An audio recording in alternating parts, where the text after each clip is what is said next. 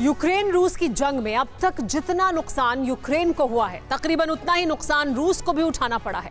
फर्क सिर्फ ये है कि यूक्रेन को इंफ्रास्ट्रक्चर की बर्बादी झेलनी पड़ी है और रूस को सैन्य नुकसान झेलना पड़ा है। लेकिन अरबों करोड़ का नुकसान झेलने के बाद रूस को ईरान से एक ऐसा सस्ता हथियार मिला जिसने जंग की दिशा फिर मोड़ दी। यह हथियार है नए जमाने का ब्रह्मास्त्र ड्रोन। आपने बिल्कुल सही सुना, इस बार ईरान ने भी खुद इस डील को स्वीकार कर लिया है। देखिए ये रिपोर्ट।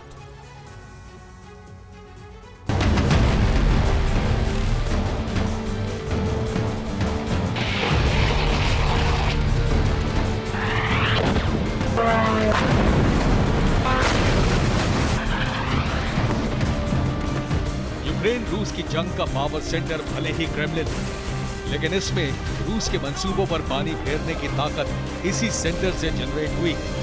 ये यूक्रेन की राजधानी। अगर आप अपने बच्चों को पैसे का पाठ नहीं सिखाएंगे तो पैसा कमाने के बाद में हो सकता है वो आपको ही बेच दें। सावधान, फ्रीडम ऐप को डाउनलोड करें, बच्चों को पैसे का पाठ कैसे पढ़ाना है सीखिए। कीव ये उसी देश की राजधानी है जहां कदम कदम पर बारूद बरस रहा है, जहां शहरों को रूस ने ताकतवर हथियारों के धमाकों से दहलाने में कोई कसर नहीं छोड़ा। ताकतवर आर्टिलरी, न्यूक्लियर पावर तोप, बॉम्बर, मिसाइल, फाइटर जेट्स और फाइटर हेलीकॉप्टर से रूस ने इतना बारूद बरसाया कि न जाने कितने ही शहरों से पलायन हुआ और वो खंडहर में बदल गए। लेकिन जैसे जैसे यूक्रेन को हथियारों की मदद मिलनी शुरू हुई, वैसे वैसे इस जंग में हालात बदलने लगे। यूक्रेन की फोर्स रूस के मुकाबले मजबूत हुई। बारूदी बाजी पलटने में यूक्रेन को सबसे ज्यादा मदद मिली तुर्की के TB2 ड्रोन से।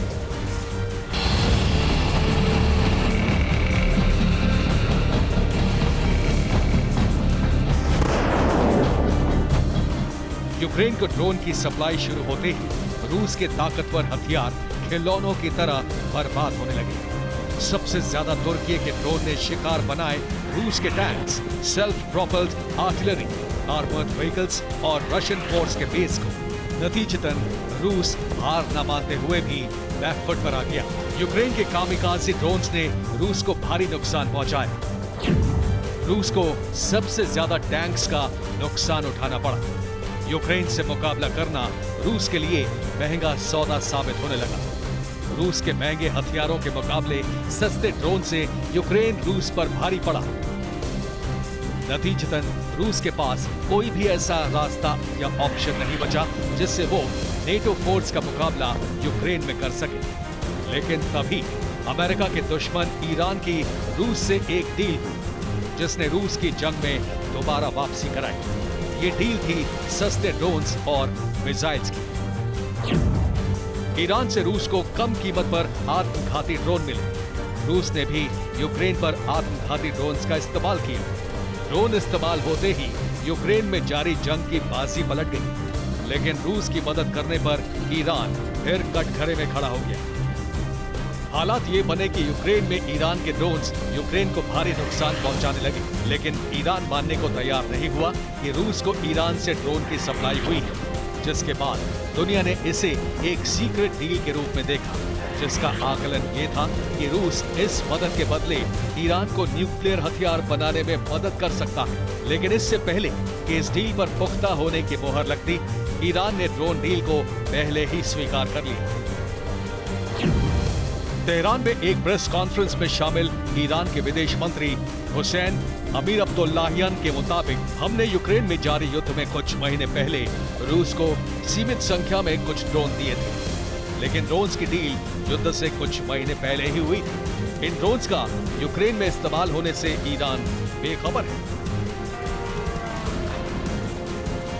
यानी पहले जिन ईरानी अधिकारियों ने हथियार देने की बात से इनकार किया था, वो दावा झूठा था।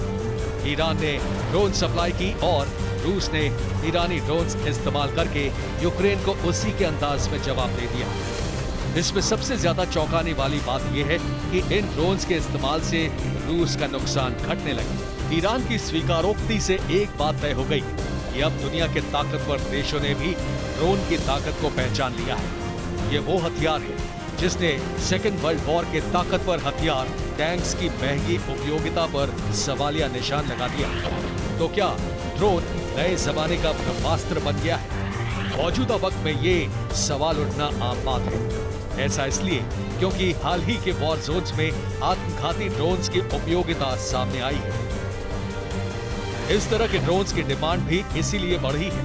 उदाहरण के लिए आर्मीनिया और अजरबैजान के बीच छिड़ी जंग की पृष्ठभूमि समझिए। नागोर्नो काराबाख के लिए आर्मीनिया अजरबैजान के बीच जंग छिड़ी थी। इस जंग में आर्मीनिया के आम लोगों से लेकर लीडर्स भी जंग लड़ने उतर गए थे, लेकिन तभी इजराइल से मिले आत्मघाती ड्रोन्स को अजरबैजान ने इस्तेमाल करना शुरू किया। नतीजतन काराबाख के अलावा भी आर्मीनिया को जंग में भारी नुकसान उठाना पड़ा। यानी नए जमाने के हथियार से भविष्य कितना हाहाकारी है, इसका भविष्य दर्शन करा दिया था। इसलिए भारत ने भी इजराइल से ड्रोन्स खरीद की डील की। कई और देशों ने भी ड्रोन्स को ही अब मुख्य हथियार के तौर पर इस्तेमाल में लाने की तैयारी की, जिसका असर अब यूक्रेन में दिख रहा है। अब रूस को यूक्रेन पर अटैक के लिए करोड़ों डॉलर के हथियार की जरूरत नहीं है, बल्कि महज $20,000 का ड्रोन रूस की नई ताकत बन गया है। Bureau report, TV9 Bharatvarsh. अगर आप अपने बच्चों को पैसे का पार्ट नहीं सिखाएंगे तो पैसा कमाने के बाद में हो सकता है वो आपको ही बेच दें। सावधान, फ्रीडम ऐप को डाउनलोड करें, बच्चों को पैसे का पार्ट कैसे पढ़ाना है सीखिए।